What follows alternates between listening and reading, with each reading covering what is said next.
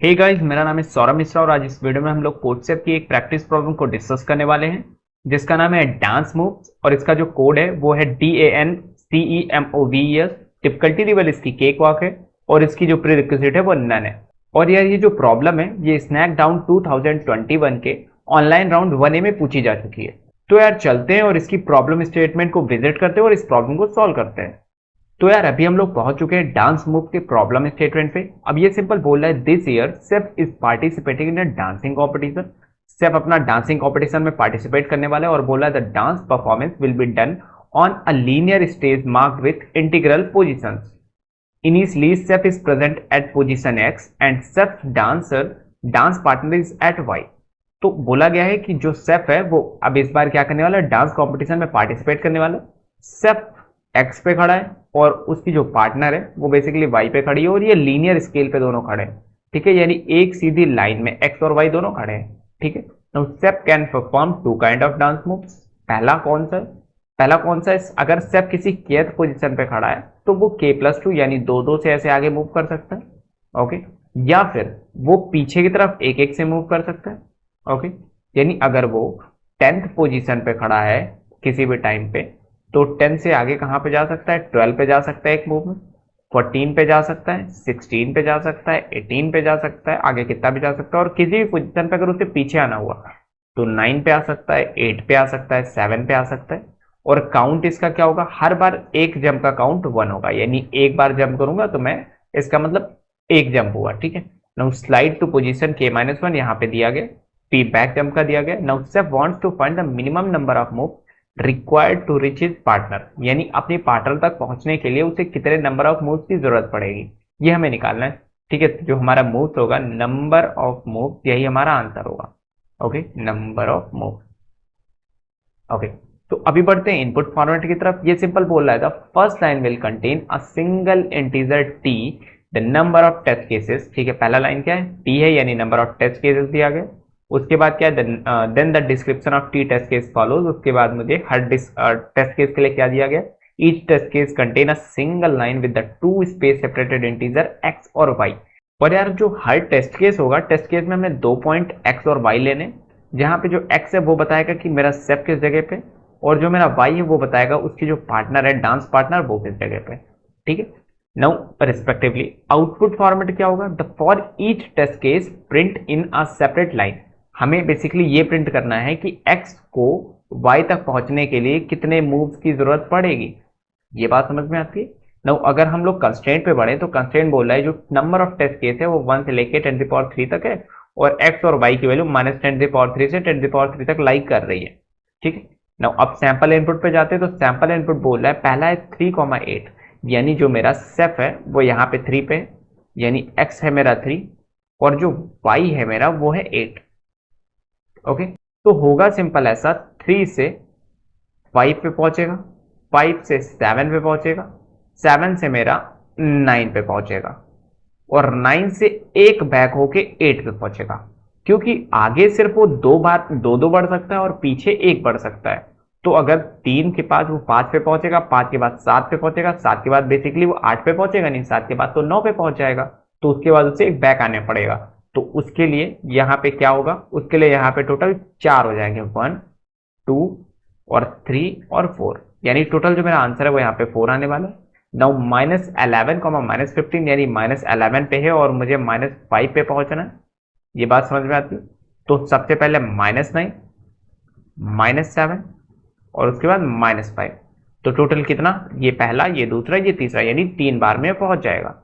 Now ऐसे ही अगर मैं 57 की बात करूं तो इसका आंसर आएगा 219, और अगर मैं बात करूं इसका तो इसका आंसर आएगा 795। आप लोग चेक कर सकते हैं। तो यार ये हम लोगों ने सैंपल इनपुट देखा। ठीक है, इससे पहले हम लोगों ने सारी चीजें डिस्कस करी इस प्रॉब्लम के बारे में। अब एक काम करते हैं, एक इनपुट लेते हैं और खुद से चेक करते हैं कि हम लोग कैसे इस क्वेश्चन का सोल्यूशन निकाल सकते हैं।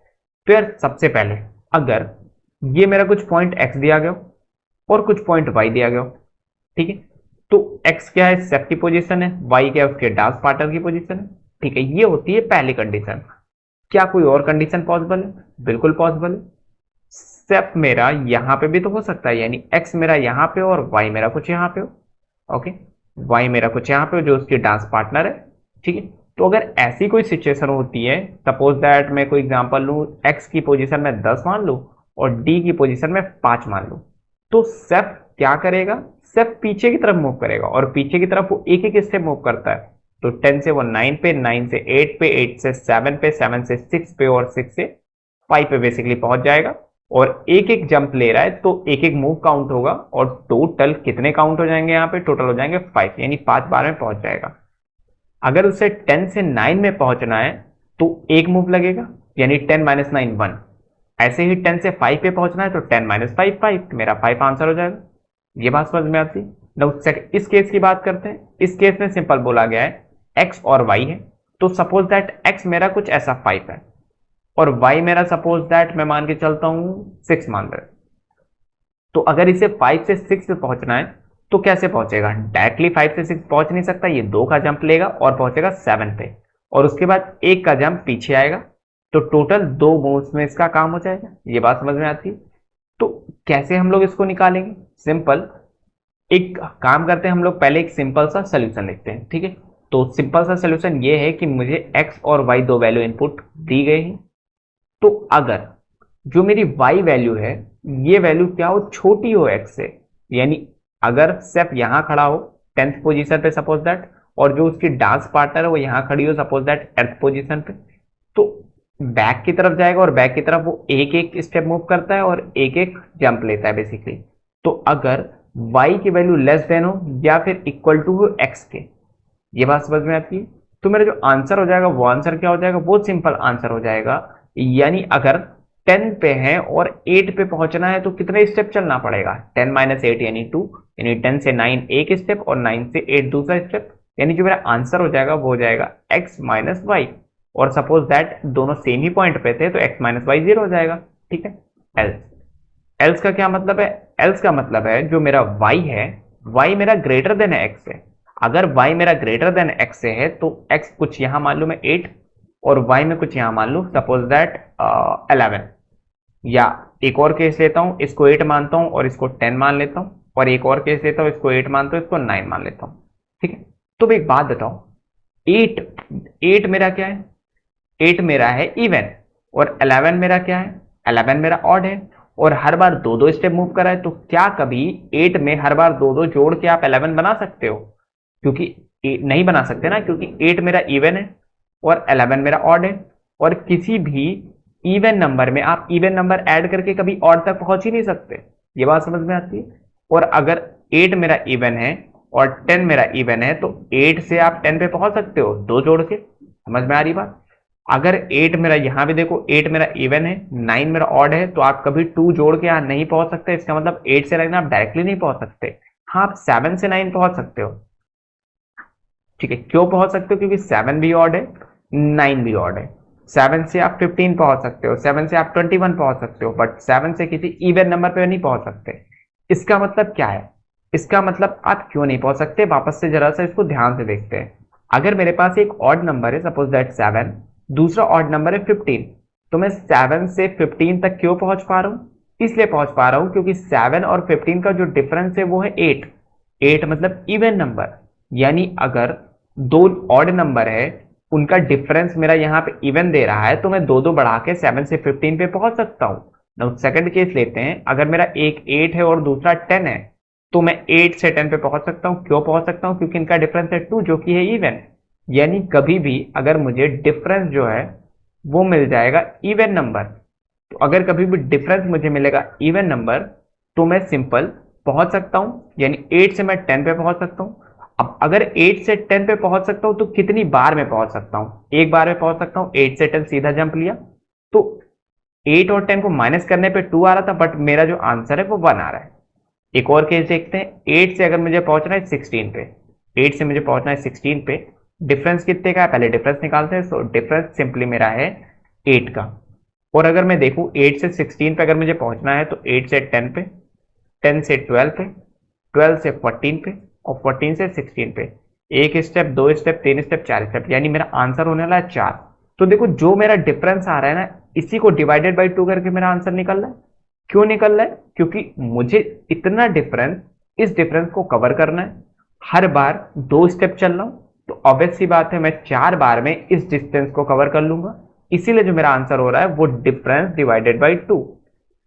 ये बात समझ में आती है। अब दूसरी कंडीशन देखते हैं, जहां पे मेरा इन दोनों का डिफरेंस मेरा क्या आ रहा है, इन दोनों का डिफरेंस मेरा ऑड आ रहा है।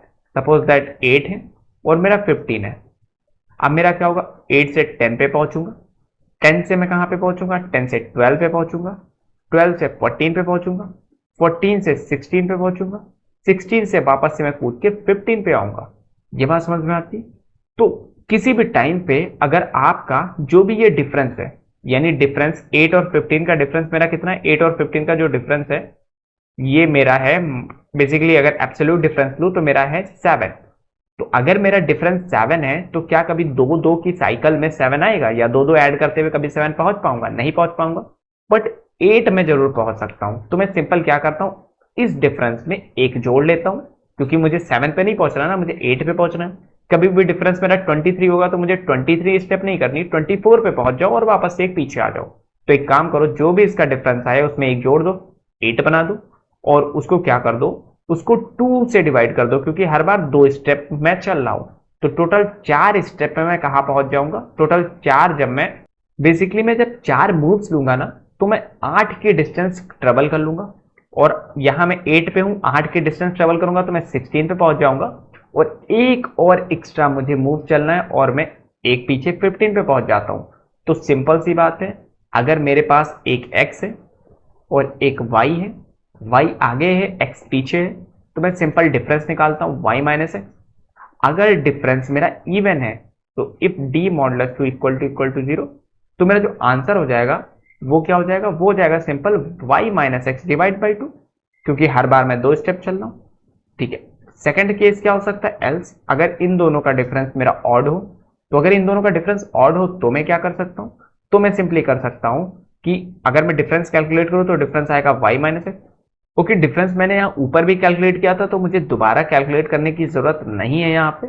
ठीक है, तो डिफरेंस मैंने कैलकुलेट कर लिया। अगर डिफरेंस इवन है तो मैंने ये चला दिया, यहाँ पे भी मैं डिफरेंस लिख सकता हूँ। और अगर डिफरेंस मेरा ऑड है तो मैं क्या करूंगा, मैं उस डिफरेंस से, अगर ऑड है तो मैं 2 2 2 करके नहीं पहुंच सकता, मैं सिंपल क्या करूंगा, उस डिस्टेंस में एक बढ़ाऊंगा ताकि वो इवन हो जाए। लाइक अगर 7 मेरा डिफरेंस था तो मैं एक बढ़ा देता हूँ, 8 हो जाता है। इसको डिवाइड कर देता हूँ 2 से। 2 से क्यों डिवाइड कर रहा हूँ, क्योंकि एक बार में एक मूव में आप 2 स्टेप चल रहे हो, और अगर मुझे 7 कवर करना था तो मैं 7 डिस्टेंस नहीं 8 डिस्टेंस कवर करूंगा, उसके बाद एक डिस्टेंस पीछे आऊंगा। तो मैंने d+1 कर दिया ताकि एक डिस्टेंस बढ़ जाए। उसके बाद 2 से डिवाइड कर दो, यानी नंबर ऑफ मूव्स निकाला। अब जो भी नंबर ऑफ मूव्स निकला, ये उस पोजीशन पे पहुंचने की मूव्स नहीं है, बल्कि उस पोजीशन से जस्ट एक आगे पहुंचने की मूव है, क्योंकि मैंने यहाँ पे d+1 बढ़ाया है, d+1 किया है। तो मैं यहाँ पे पहुंच जाऊंगा d+1 बाई 2 मूव्स में, और एक और एक्स्ट्रा मूव लगेंगी, मैं यहाँ पहुंच जाऊंगा तो +1। तो आंसर हो जाएगा मेरा d+1 बाई 2 +1। और मैं सिंपल क्या कर दूंगा, इस लूप के बाहर प्रिंट करा दूंगा आंसर से। तो यार ये हम लोगों ने पूरा अपना जो भी लिखना था वो लिख लिया। अब एक काम करते हैं, हम लोग कोडसेप पे वेबसाइट पे चलते हैं और इसका जो भी सोल्यूशन है वो उसकी वेबसाइट पे सबमिट करते हैं। तो यार अभी हम लोग पहुंच चुके हैं डांस मूव्स के कोडिंग पार्ट पे, और यहाँ पे हम लोग कोड करने वाले, पहला क्या है, पहला मेरा नंबर ऑफ टेस्ट केसेस है। तो नंबर ऑफ टेस्ट केसेस के लिए मैं ऐसे लेता हूँ t is equal to int input, यानी t में नंबर ऑफ टेस्ट केसेस आ जाएगा। उसके बाद मुझे इतनी बार लूप चलाना है, so for underscore in range t, मैंने इतनी बार लूप चला दिया। यहाँ पे हर बार मुझे 2 वैल्यू लेनी है, सो मैं सिंपल x, y ले लेता हूँ। मैप के फॉर्मेट में इनपुट लूंगा, सो इंट इनपुट डॉट स्प्लिट, ये हो गया मेरा इनपुट। अब अगर मैंने इनपुट ले लिया है तो पहली कंडीशन मैं सिंपल चेक कराऊंगा कि इफ जो भी मेरा y है ये लेस देन है या इक्वल टू x है, तो मेरा आंसर क्या हो जाएगा। तो आंसर सिंपली हो जाएगा कि दोनों को डिफरेंस कर दो, क्या कर दो, x minus Y, x minus Y मेरा आंसर हो जाएगा। क्यों x माइनस वाई आंसर हो जाएगा, सपोज दैट मुझे 8 से 7 पे पहुंचना है, तो मैं कितने स्टेप पे पहुंच जाऊंगा, एक स्टेप पे पहुंच जाऊंगा, क्योंकि हर बार एक स्टेप मूव कर रहा हूं। 8 से मुझे 6 पे पहुंचना है, तो लेफ्ट साइड या पीछे की साइड में मैं एक एक स्टेप मूव कर रहा हूं, तो मैं 8 माइनस 6 यानी 2 स्टेप में पहुंच जाऊंगा, यानी x माइनस वाई बेसिकली मेरा आंसर हो जाएगा। एल्स अगर ऐसा नहीं है तो सबसे पहले मैं निकालता हूं डिफरेंस, यानी जो x है और y है उन दोनों पॉइंट का डिफरेंस क्या होगा। तो y माइनस एक्स ये होगा इसका डिफरेंस, और हाँ, राइट साइड हम लोग दो दो स्टेप मूव कर रहे हैं, तो मैं चेक करूंगा कि ये भी जो भी डिफरेंस आया, यानी जो भी पाथ मुझे ट्रेवल करना है, क्या वो जीरो से डिविजिबल हो रहा है। अगर ये जीरो से डिविजिबल हो जाएगा तो मेरा आंसर क्या आ जाएगा, मेरा आंसर आ जाएगा सिंपल d डिवाइडेड बाई 2।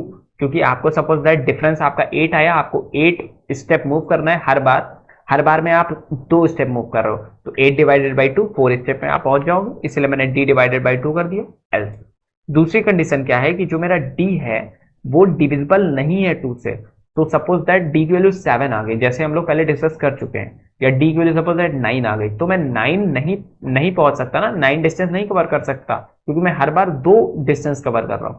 तो मैं सिंपल 10 पे पहुंचूंगा। अब 10 पे पहुंचने के लिए मैं क्या करता हूं, मैं सिंपली करता हूं कि जो भी मेरी डिस्टेंस थी उसमें एक बढ़ा देता हूं। जैसे ही आप बढ़ाओगे, ऑड में एक बढ़ाओगे, ये हो जाएगा इवन, और इवन को अगर आप 2 से डिवाइड कर दोगे तो ये पता चल जाएगा कि उस डिस्टेंस पे पहुंचने के लिए आपको कितने मूव चलने पड़ेंगे, और आपको उस मूव पे पहुंचने के बाद एक पीछे भी आना है। तो इसीलिए मैंने +1 कर दिया। +1 ये बता रहे हैं क्योंकि आप एक एक्स्ट्रा मूव चल रहे हो यहाँ पे, और सिंपल मुझे कर देना है, सिंपल मुझे यहाँ पे प्रिंट कर देना है आंसर को। ठीक है, तो ये अपना छोटा सा कोड जो भी था हम लोगों ने लिख लिया। अब एक काम करते हैं, इस टेस्ट केस पे रन कराते हैं, और आप देख सकते हो मेरा जो आंसर होगा वो होगा 4 3 219 और 795। तो 4 3 219 795। अब इस सोल्यूशन को हम लोग कर देंगे सबमिट।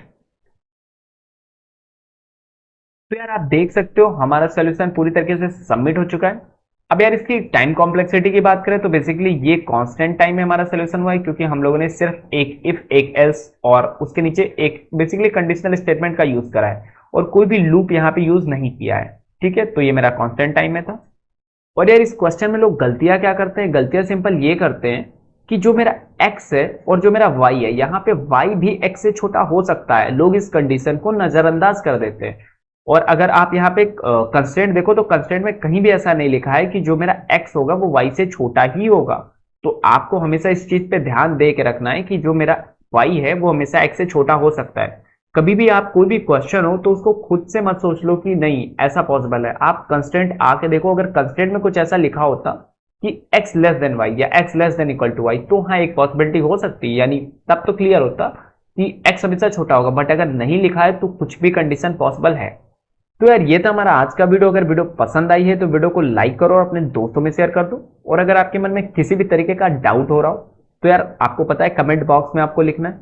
ठीक है, और सबसे इंपॉर्टेंट बात, अगर अभी तक आपने हमारे यूट्यूब चैनल को सब्सक्राइब नहीं किया ना, तो यार क्या कर रहे हो आप लोग, जल्दी से सब्सक्राइब करो यार, क्योंकि वहां पे आपको बहुत सारा कंटेंट मिलने वाला है। आप बात करो डेटा स्ट्रक्चर एंड एल्गोरिथम की, आप बात करो कॉम्पिटिटिव प्रोग्रामिंग की, आप बात करो इंटरव्यूज की प्रॉब्लम्स की, इंटरव्यूज के सोल्यूशन की। आप जाओ देखो और कुछ नया सीखो, और मैं मिलूंगा आपको अगले वीडियो में। तब तक के लिए कीप कोडिंग।